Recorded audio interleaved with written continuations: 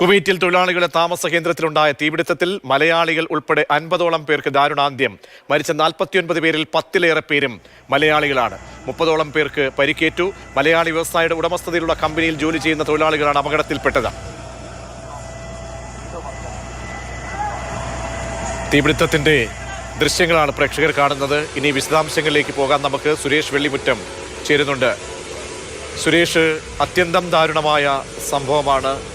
മരണപ്പെട്ടവരിൽ 10-ലേറെ പേരും മലയാളികൾ എന്ന് പറയുമ്പോൾ നമ്മുടെ നാടിൻ്റെ വലിയ വേദനയാണ്. ഓരോ വീടും വലിയ ആശങ്കയിലായിരിക്കും. പേരുവിവരങ്ങൾ ലഭ്യമായിട്ടുണ്ടോ? മരിച്ചവരുടെ മരണസംഖ്യയും ഏറുമെന്ന ആശങ്കയുണ്ടോ? എന്താണ് നമുക്ക് പുതുതായി നൽകാനുള്ള വിവരങ്ങൾ?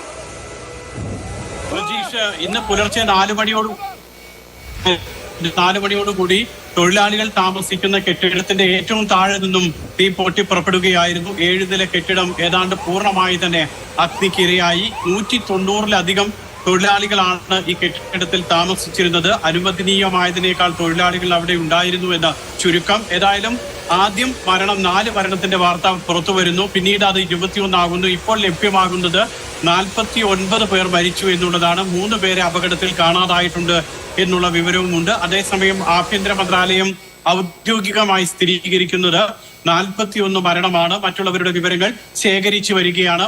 ഏതായാലും അവിടുത്തെ സമയം വൈകുന്നേരത്തോടുകൂടി കൃത്യമായിട്ടുള്ള എണ്ണം എല്ലാം തന്നെ ആഭ്യന്തര മന്ത്രാലയം വ്യക്തമാക്കും. പിന്നീട് അപകടത്തിൽ മരിച്ച മലയാളികളെ സംബന്ധിച്ചിടത്തോളം അപകടത്തിൽ മരിച്ചതും പരിക്കേറ്റവരും 50ഓളം പേർക്ക് പരിക്കേറ്റവരിൽ 30 പേർ മലയാളികളാണ്.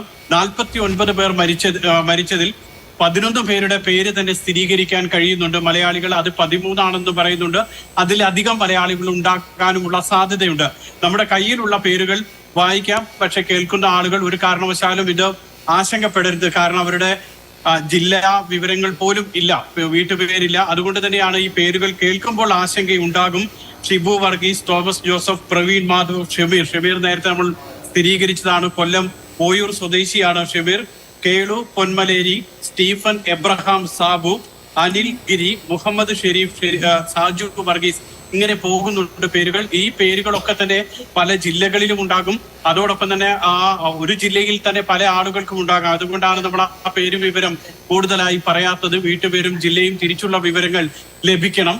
ഈ വിവരങ്ങളൊക്കെ തന്നെ ഒരു പ്രാഥമിക വിവരമാണ്. കൂട്ടുകാരുടെ അടുത്തു നിന്നോ ആശുപത്രിയിൽ നിന്നോ ഒക്കെ ലഭിച്ചിട്ടുള്ള വിവരങ്ങൾ ഏതാണ്. ഏതായാലും 21 പേരുടെ പേര് വിവരം ലഭിച്ചിട്ടുണ്ട്.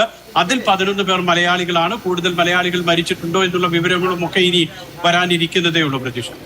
സുരേഷ്, പരിക്കേറ്റ് കിടക്കുന്ന ആശുപത്രിയിൽ കഴിയുന്നവരിൽ മലയാളികളുണ്ടോ? അവരുടെയൊക്കെ ആരോഗ്യനില എത്രത്തോളം ഗുരുതരമെന്നാണ് നേരത്തെ ഒക്കെ തന്നെ പറഞ്ഞിരുന്നത് സുരേഷ്.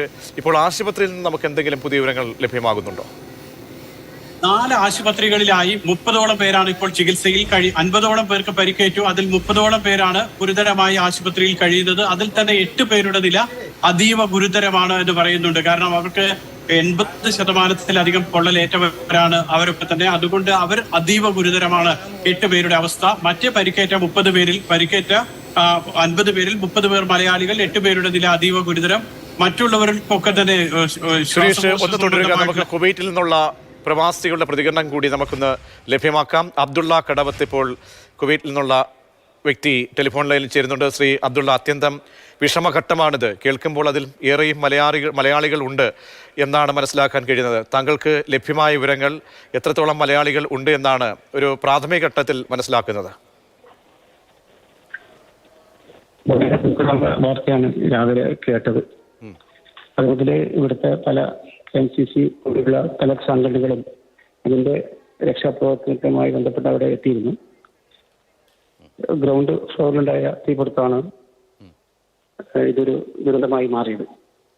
ഏകദേശം 50-ലധികം പേര്, 70 പേര് മരിച്ചെന്നാണ് ഔദ്യോഗികമില്ലാത്ത റിപ്പോർട്ടുള്ളത്. ഇനി ഇപ്പോ കാസർഗോഡ് ജില്ലയിൽപ്പെട്ട 2 പേര് മരണപ്പെട്ടെന്ന വിവരമാണ് ഇപ്പോൾ അറിയാൻ സാധിച്ചത്. എന്തായാലും ഇങ്ങനൊരു ദുരന്തം വളരെയധികം വേദനാജനകമായ ഒരു സംഭവമായിട്ടാണ് ഞങ്ങൾ കാണുന്നത്. ശരി, വളരെ നന്ദി. എന്തായാലും കൂടുതൽ പേർ മലയാളികൾ ഉൾപ്പെട്ടിട്ടുള്ളൂ എന്നത് വളരെ ആശങ്കപ്പെടുത്തുന്നതാണ്. ഇനിയും മരണസംഖ്യ ഉയർന്നേക്കാമെന്ന ഒരു സാഹചര്യം കൂടിയുണ്ട്. സുരേഷിലേക്ക് ഒരിക്കൽ കൂടി. സുരേഷ്, ഈ മരണസംഖ്യ ഉയരുമെന്നതാണ് നമ്മെ സംബന്ധിച്ചോളം വലിയൊരു ആശങ്ക. ഇപ്പോഴുള്ള മലയാളികൾ അധികം പേരും അവരൊക്കെ തിരിച്ചറിയാൻ കഴിയുന്ന ഒരു സാഹചര്യത്തിലേക്ക് എത്തിയിട്ടുണ്ടോ? മലയാളികളുമായി ബന്ധപ്പെട്ട് അല്ലെങ്കിൽ ഇന്ത്യ ഗവൺമെൻറ്റുമായി ബന്ധപ്പെട്ട് എംബസിയുമായി ബന്ധപ്പെട്ടൊക്കെയുള്ള ആളുകൾ പരിശോധനകളൊക്കെ നടത്തി കാര്യങ്ങൾ സ്ഥിരീകരിക്കുന്നുണ്ടോ? എന്തൊക്കെയാണ് ഇപ്പോൾ നമുക്ക് ലഭ്യമാകുന്ന ഏറ്റവും പുതിയ വിവരങ്ങൾ? പ്രജീഷ്, ഇതിൽ തീർച്ചയായും ഈ അപകടത്തിൽപ്പെട്ടിട്ടുള്ള എല്ലാവരുടെയും പേര് വിവരം ലഭിക്കാൻ എളുപ്പമാണ്. കാരണം ഒരു കമ്പനിയിൽ ജോലി ചെയ്യുന്ന ആളുകളാണ് ഇവരൊക്കെ തന്നെ. NTBC എന്ന് പറയുന്ന കൊച്ചി ആസ്ഥാനമായി അല്ലെങ്കിൽ കൊച്ചി കേന്ദ്രീകരിച്ച് ഹോട്ടൽ വ്യവസായം അടക്കം നടത്തുന്ന മലയാളി വ്യവസായിയുടെ കമ്പനിയാണ് NTBC. അദ്ദേഹത്തിന്റെ സ്ഥാപനത്തിൽ ജോലി ചെയ്യുന്ന തൊഴിലാളികൾക്ക് വേണ്ടിയിട്ടുള്ള താമസ കേന്ദ്രത്തിലാണ് തീപിടുത്തം ഉണ്ടായത്. അതുകൊണ്ട് തന്നെ തീർച്ചയായും ആ കമ്പനിയിൽ ഈ തൊഴിലാളികളുടെ വിവരങ്ങൾ ഉണ്ടാകും. ഇനി ആരെങ്കിലും സുഹൃത്തുക്കൾ സന്ദർശകരായി വന്നിട്ടുണ്ടെങ്കിൽ അല്ലെങ്കിൽ ബന്ധുക്കൾ അങ്ങനെ ആരെങ്കിലും വന്നിട്ടുണ്ടെങ്കിൽ അവരൊക്കെ മാത്രമേ വിവരങ്ങൾ ഉണ്ടാകാതിരിക്കാനുള്ള സാധ്യതയുള്ളൂ. ഏതായാലും 99% ആളുകളുടെയും വിവരങ്ങൾ ആ കമ്പനിയിൽ ഉണ്ടാകും.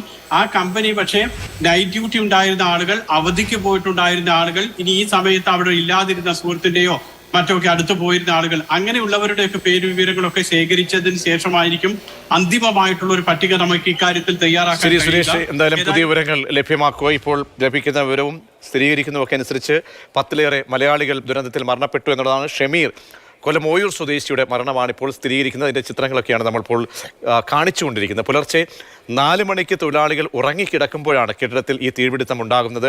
ഉറക്കത്തിനിടെ പുക ശ്വസിച്ചാണ് കൂടുതൽ മരണങ്ങളും സംഭവിച്ചത്. തീപിടിച്ചത് കെട്ടിടത്തിന് താഴെ നിന്നായതിനാൽ പലർക്കും രക്ഷപ്പെടാൻ കഴിഞ്ഞില്ല.